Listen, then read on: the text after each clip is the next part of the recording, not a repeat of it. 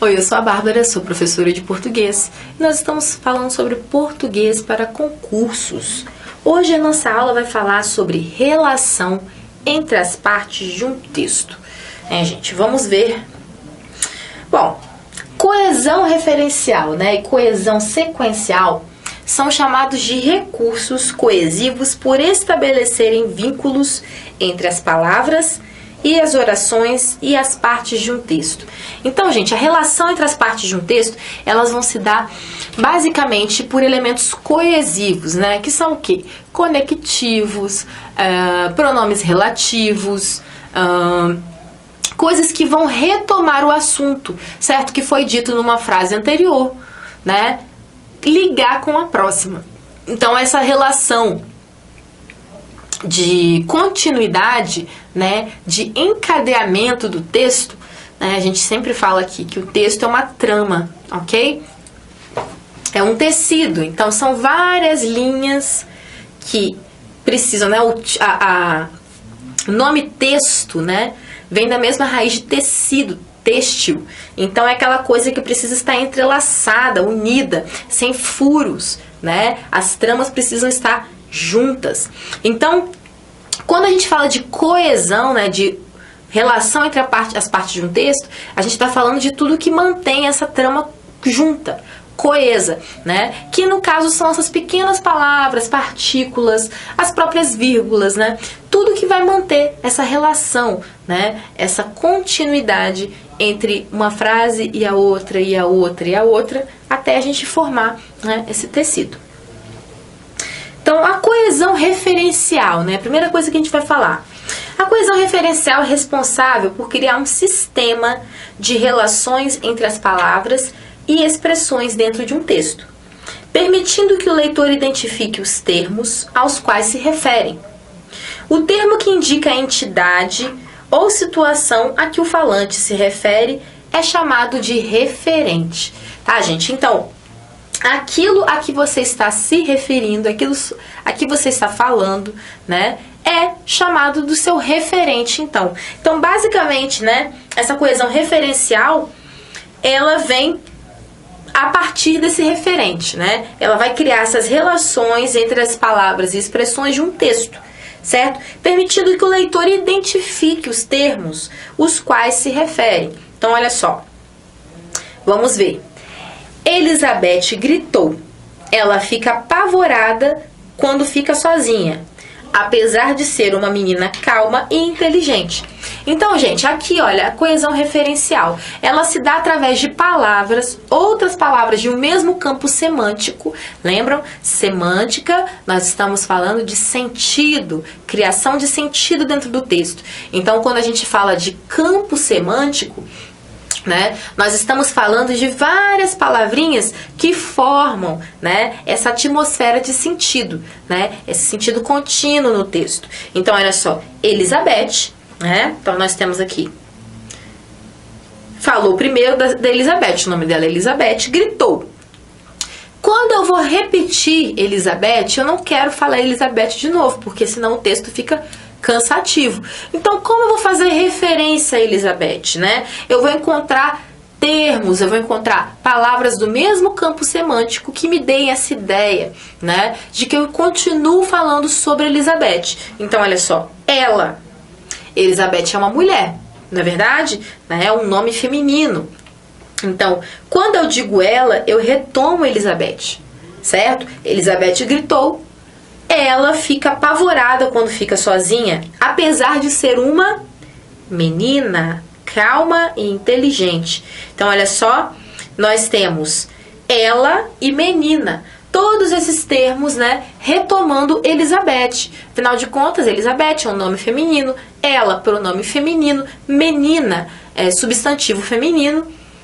Matamos, Nós fizemos o referencial, essa rede de ligações referenciais para voltarmos sempre ao mesmo referente, que é quem? Elizabeth. Então, coesão referencial. Neste exemplo, o termo referente é Elizabeth. Todas as vezes que o referente precisa ser retomado no texto, podemos utilizar outras palavras para que os leitores possam retornar e recuperar a ideia, né? Isso é muito importante, principalmente, né? A gente fala muito quando a gente está escrevendo redação, né, gente? A redação é muito importante a gente usar essa coesão referencial. Não repetirmos sempre o mesmo termo, né, para uma coisa específica. A gente vai usando vários termos cognatos, que a gente chama, né, o sentido semelhante, né? Então a gente vai criando esse campo semântico, trazendo de volta essa ideia, no caso de Elizabeth, né, ou de qualquer outra coisa sobre a qual estejamos falando, né, dissertando, ok? É bastante frequente o uso de figuras de construção, sintaxe, né, para a coesão referencial. Bom, os exemplos que nós temos aqui são anáforas, catáforas, elipses e as correferências não anafóricas, né, continuidades e reiterações. Nós vamos mostrar para vocês quais são, né, e como nós vamos utilizar esses elementos, certo? Como nós utilizamos esses recursos que a língua portuguesa dá pra gente, né? Pra gente fazer essa ligação, né, entre as frases de um texto e trabalhar essa questão referencial. Bom, anáfora, né? São empregadas palavras e expressões que retomam termos já enunciados através da anáfora. Observe o exemplo. Olha só. Os alunos foram advertidos pelo mau comportamento.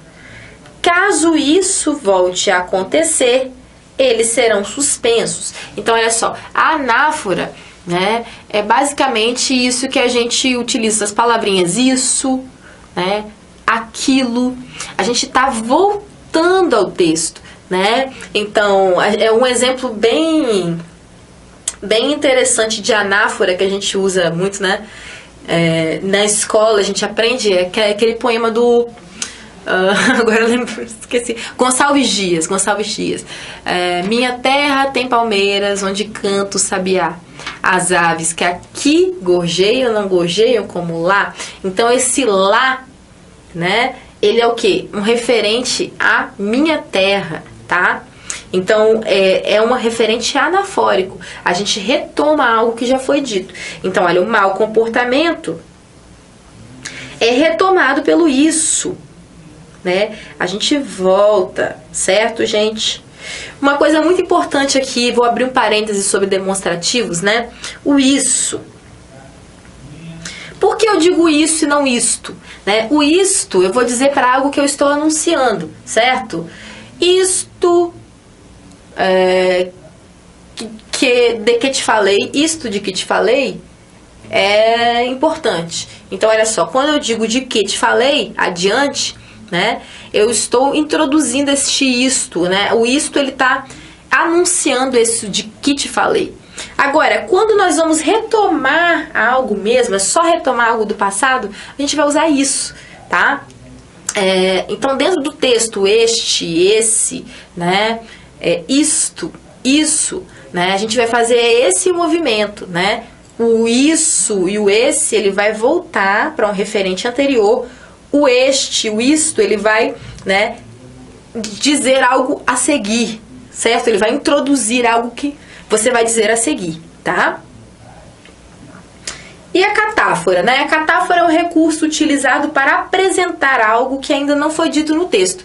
Então, vamos dizer assim, o isso, né, ele é anafórico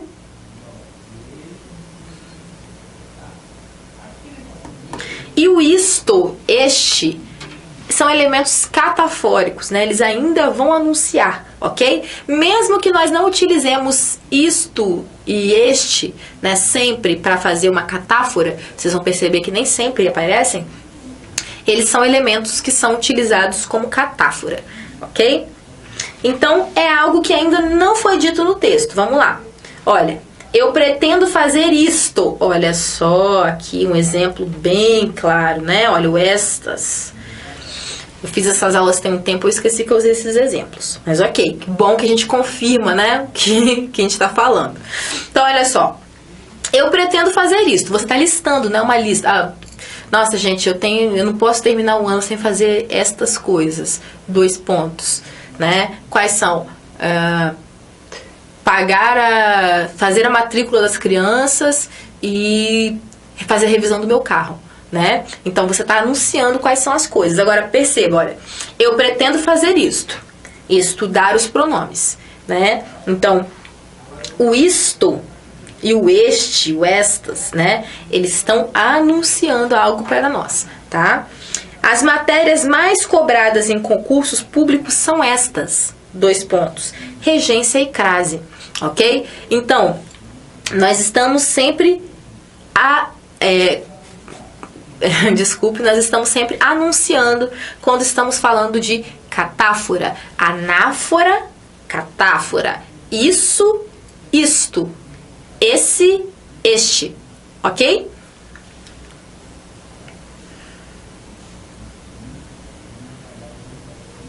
Agora, a elipse, gente, a elipse não é eclipse, ok? Mas lembre que é parecido, se você servir para sua memória lembrar o que é elipse, tá? E faz sentido, hein? Vou depois usar esse exemplo, essa metáfora aí para vocês entenderem. Acontece quando omitimos um termo que já foi apresentado anteriormente e que é possível inferir devido ao contexto. Gente, me diz se elipse não é tipo eclipse, olha só.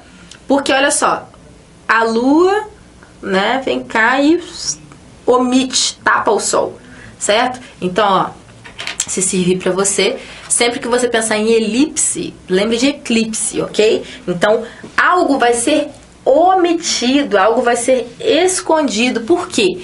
A gente já sabe que vai estar ali. A gente está retomando algo que a gente já disse sem precisar retomar. Então, vamos ver como é que funciona a elipse. Olha, o diretor foi o primeiro a chegar à sala, abriu as janelas e começou a arrumar tudo para a assembleia com os acionistas. Então, olha só, primeira coisa que nós temos aqui é o diretor. O nosso sujeito, ele já está aqui, certo? O diretor. Concordamos que esse sujeito é um ele, na verdade? Ele, terceira pessoa do singular. Portanto, todas as vezes que nós vamos usar verbos relacionados a ele, nós simplesmente usamos o verbo sem precisar repetir ele ou o diretor, ok? Por quê, gente? Graças a essa desinência, né, modo temporal aqui, desinência pessoal, desculpe, número pessoal aqui, ó, essa desinênciazinha que a gente tem no final dos verbos, nós podemos distinguir, né, de qual pessoa verbal nós estamos falando, tá? Sem precisar colocar o pronome pessoal antes. Se eu digo assim, olha, falamos. Eu sei que tem um nós aqui, não é verdade? Falamos. Essa terminação aqui, ela só pode ser do nós, certo? Assim como começou, né, só pode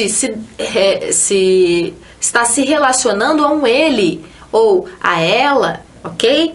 Né? Abriu, a mesma coisa. Então, a elipse, né, ela simplesmente, ela simplesmente vai possibilitar que você não precise repetir novamente o seu sujeito. Nós já sabemos aqui, olha, que o diretor foi o primeiro a chegar à sala. Foi ele que abriu e foi ele que começou. Ok? Então, esse é o tipo de coesão, né? De reiteração elíptica, ok? Nós não precisamos repetir para retomar. Os verbos aqui, né? E as suas desinências, né? Vão retomar o nosso referente, ok? Agora vamos falar de coesão lexical. Antes nós falamos de coesão referencial, certo? Agora coesão lexical. Vamos entender a diferença. Olha, esse tipo de coesão envolve a reiteração por repetição ou substituição de um vocábulo e a contiguidade, que substitui um vocábulo por outro dentro do mesmo campo semântico, né? Então, é substituição, né? Repetição, tá? e reiteração. A gente vai fazer isso através de uma espécie de repetição ou de palavras que relembrem, que retomem esse campo semântico já introduzido. Bom, a reiteração mesmo, né, é a repetição de expressões presentes no texto e que tem a mesma referência, né? Então, repetição de expressões presentes no texto e que tem a mesma referência. E como pode se dar essa reiteração? Vamos ver, olha. Pode ser a repetição do mesmo item lexical. Então, gente, bom, a gente estava falando aqui sobre... Ah, Bárbara, mas você não disse que não é interessante num texto dissertativo, por exemplo, né, eu ficar repetindo a mesma palavra? Sim, a não ser que seja uma questão estilística, tá? Isso pode acontecer. Às vezes você quer repetir a exaustão a palavra, né? Isso acontece. Na dissertação é menos comum? É menos comum. A gente vai ver isso mais na literatura. Na literatura isso vai ser utilizado de uma maneira muito mais ostensiva, de uma maneira mais permitida, vamos dizer assim, né? Mais de boa, ninguém vai ligar. Na dissertação é mais...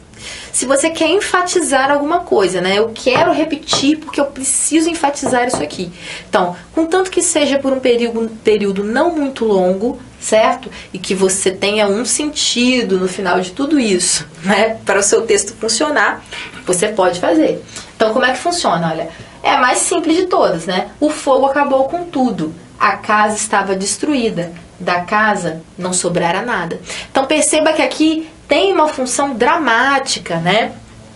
De ênfase, de reforçar que acabou tudo, não sobrou nada dessa casa, né? Então, é para mostrar mesmo essa destruição, para dar mais intensidade, né, a essa destruição da casa, tá? Bom, sinônimos, né? Através de sinônimos nós podemos também, uma forma de reiteração mais simples e mais indicada. Então, olha só, a criança caiu e chorou. Também o menino não fica quieto, né? Então, aqui nós temos criança e menino, né? Os dois termos sinônimos, né? Para reiterar, certo? Ele não fica quieto. A gente sabe que a criança poderia ser uma menina, inclusive. Se a gente colocasse menina aqui, ia dar no mesmo, né? Mas é menino e tá tudo bem. Criança serve para os dois, ok? Então, aqui a gente reiterou, né? Através de sinônimo. Agora, hiperônimo. Gente, hiperônimo. Pensem assim, hiper, né? O que a gente faz? O hiper a gente faz do maior para o menor. Também uma relação de sinonímia, só que é um pouco diferente. É uma reiteração que ela se dá não através de uma repetição, não através de um sinônimo, mas através de algo que está no mesmo campo semântico. Então, você parte do macro para o micro, né? Por isso, hiper. Então, perceba. Gosto muito de doces. Cocada, então, adoro. Então, olha só. Doces é um campo, né, amplo. Quantos doces nós temos? Milhares de doces. Agora, você está partindo do maior para algo mais específico. Cocada, certo? Então, é do grande para o pequeno. Hiper, né? Para o micro. Então, você especificou. E, ao mesmo tempo, você está retomando doces, não é verdade? Você gosta de todos, mas cocada é o seu preferido. Então, a gente retoma o doce aqui quando a gente fala cocada. Porque cocada é um doce, né? Dentro desse universo dos doces, cocada é um deles, certo? Agora, o oposto, né? Hipônimo. Hipônimo, olha, a gente pega do micro e abre, amplia. Então, olha só. Os corvos ficavam à espreita. As aves aguardavam o momento de se lançarem sobre os animais mortos. Então, olha só. A gente pega a espécie. Corvo não é qualquer pássaro, né? É corvo. Poderia ser urubus também, né? Mas são corvos, né? Então, a gente pega da espécie, que é micro, e abre para o macro. Quando a gente diz aves, é uma forma da gente retomar corvos, não é verdade?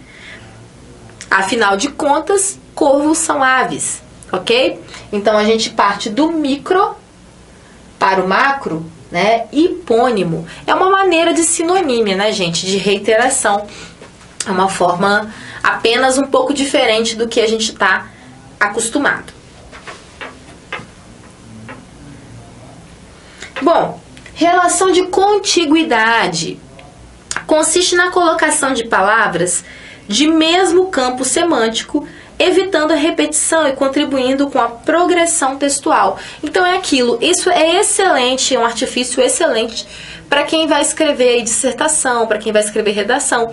Esse é o estilo, assim, né, o que a gente mais de coesão, estilo coesivo que a gente mais recomenda no vestibular, nas redações de modo geral, de concurso, né? Evite repetição. Então, relação de contiguidade é sempre, né, tá no mesmo campo semântico. Você evita a repetição e contribui para a progressão textual, né? Então, olha só.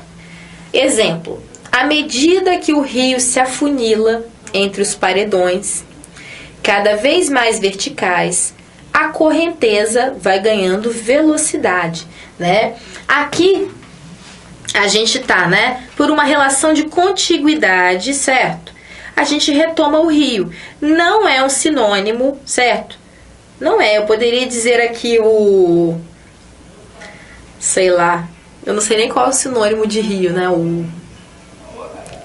Enfim, mas aqui a gente tem a correnteza, certo? Como esse termo que diz respeito ao rio. Correnteza faz parte de rio, né? Então, se nós dizemos correnteza, nós estamos retomando a ideia do rio, certo?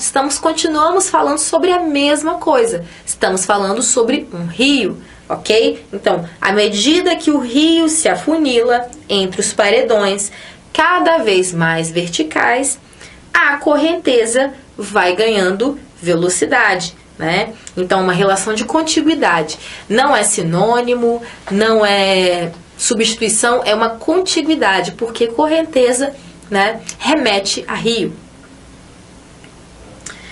Agora, gente, coesão sequencial, né? Importante também, muitíssimo importante. A coesão sequencial é responsável por criar as condições para a progressão textual. Gente, quando falamos de progressão textual, né, estamos falando o quê? De como o texto flui, né? Como fazer para o seu texto fluir, né? Então, progressão textual vai falar disso, vai falar da sua capacidade de escrever um texto fluido, fácil de ler, simples, que tem fluxo, ok? Então, o que vai garantir, né, a progressão? A coesão, qualquer uma das coesões, obviamente, mas a coesão sequencial, né, ela tem são mecanismos específicos, né, que vão ajudar nessa questão. Então, olha só, é responsável por criar as condições para a progressão textual. De maneira geral, as flexões de tempo e de modo dos verbos e as conjunções, né, são os mecanismos responsáveis pela coesão sequencial nos textos. Então, os nossos conectivos, tá, gente? Aqui não falamos também de advérbios, né, mas também estão relacionados aqui, tá? Então, todas essas pequenas palavrinhas que vão nos ajudar a manter a trama do nosso texto fechado, né, manter o nosso texto coeso, né, obviamente tomando muito cuidado para ele ser coerente também, né, nós temos que escolher os conectivos corretos para determinados contextos, certo? O que a gente quer dizer aqui, né? Então, isso também é uma questão muito importante. A coesão, ela depende também da coerência. Se você mantém um texto só coeso, mas ele não faz sentido, né? Então tem uma falha aí, né? Uma coisa tem que andar junto com a outra. Então, os mecanismos de coesão sequencial são utilizados para que as partes e as informações do texto possam ser articuladas e relacionadas. Então, é o que? É aquilo, ó, que vai fazer o seu tecido ficar, né, todo certinho, sem furos, certo? Estamos falando aqui de um texto coeso, certo? Que vai fluir, um tecido. Então, olha só. Além da progressão das partes do texto, os mecanismos de coesão sequencial contribuem para o desenvolvimento do recorte temático, né? Então, se a gente vai usar uma coisa a gente quer dar uma ideia de adversidade, né? Por exemplo, ontem eu fui ao supermercado, mas ele estava fechado. Todavia estava fechado. Contudo, estava fechado. Então, toda vez que eu uso esses conectivos, eu tô ligando, mas eles também têm um motivo de estar ali. Então, você também está contribuindo para o desenvolvimento do recorte temático, certo? Então, os nossos conectivos, eles também vão estar, né, contribuindo para essa questão, não apenas para uma questão estrutural, né? Por isso que eu digo, não apenas coesão, também coerência, né? Dessa forma, o autor do texto evita a falta de coesão, garantindo boa articulação entre as ideias, informações e argumentos no interior do texto, e, principalmente, coerência textual, né? Essencial para qualquer texto. Então, olha só. A seguir, alguns termos responsáveis pela coesão sequencial. Bom, quando a gente quer dar uma ideia de adição, inclusão, né? Nós temos, além disso, também, vale lembrar, pois, outro sim, que é estranho, né? Mas é isso mesmo, né? Outro sim. Agora, de modo geral, por iguais razões, inclusive, até, é certo que, é inegável que, em outras palavras, além desse fator. Então, a gente está incluindo uma ideia, certo? Então, vou formar uma frase aqui pra gente, né? É inegável que as mulheres ainda têm que lutar pelo seu lugar no mercado de trabalho. Então é inegável, então é uma inclusão, uma adição dessa ideia, não se pode negar, né? Oposição, né? A gente estava falando agora, olha, embora, não obstante, entretanto, mas, no entanto, porém, ao contrário, diferentemente, por outro lado, né? Então, as mulheres conseguiram ascender, né, conseguiram ascender profissionalmente. Por outro lado, ainda carecem de mais ajuda dentro de casa, dos seus parceiros, né? Então a gente dá uma ideia de oposição. Afirmação, igualdade. Então, felizmente, infelizmente, obviamente, na verdade, realmente, de igual forma, do mesmo modo, de modo que, nesse sentido, semelhantemente, né? Semelhantemente aos estudantes, os professores também precisam de descanso. Precisamos mesmo. Exclusão, né? Somente, só, sequer, senão, exceto, excluindo, tão somente, apenas, né? Não veio à missa, sequer telefonou para mim. Sei lá, não veio à missa, não veio à festa. Não veio à festa e sequer telefonou para mim, né? Então, nem uma coisa nem outra. Enumeração, né? Em primeiro lugar, a princípio eu gostaria de viajar mais.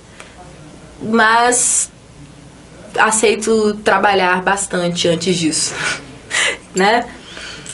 Explicação, né? Como se nota, com efeito, como vimos, portanto, pois, é óbvio que isto é, por exemplo, a saber, de fato, aliás, eu não gosto de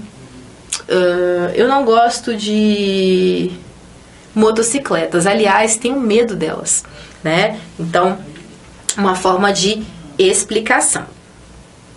Conclusão, em suma, por conseguinte, em última análise, por fim, concluindo finalmente, por tudo isso, em síntese, posto isso, assim, consequentemente, né?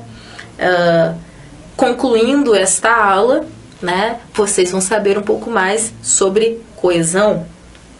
Continuação, Em seguida, depois, no geral, em termos gerais, por sua vez, outro sim. Em seguida, nós veremos algumas outras matérias muito importantes para o seu concurso.